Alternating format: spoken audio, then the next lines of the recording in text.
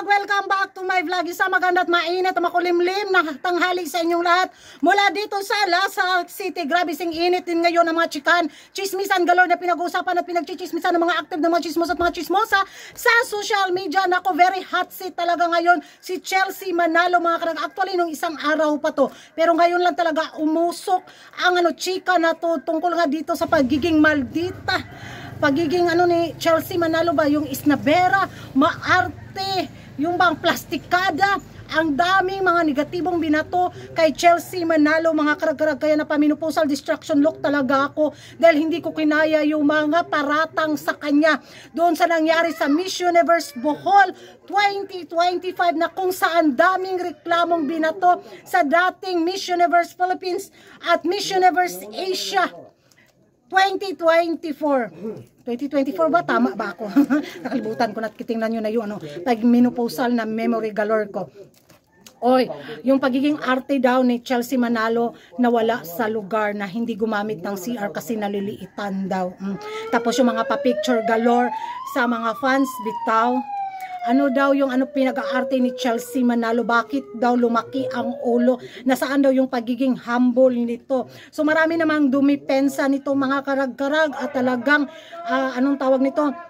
Sinita din ng mga naka-experience na habang kasama si Chelsea Manalo. Sabi nga nila na bago daw sila humanas, dapat maranasan daw nila makasama si Chelsea Manalo. Very diva daw ang dating.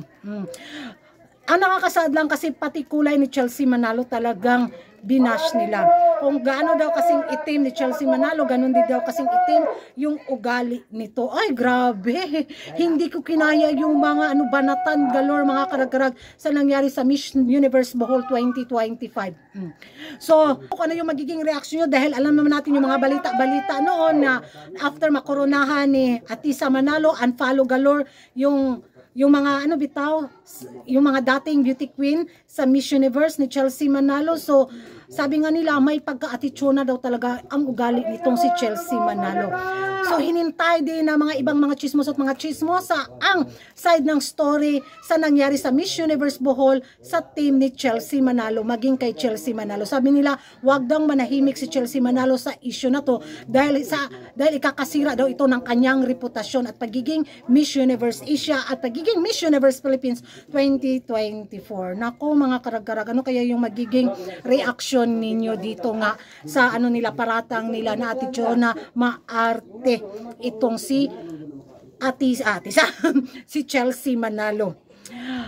Mag-ingay tayo sa comment section at kung hindi ka pa nakapag-subscribe sa YouTube channel ko, don't forget to like and subscribe Kuragantarag. Ako, mahirap mag-judge sa isang taon na hindi pa natin nakasama. So, ang magiging reaction ko, makichismis lang ako. Di ba? Comment down below and thank you for watching. See you in my next vlog. Bye-bye!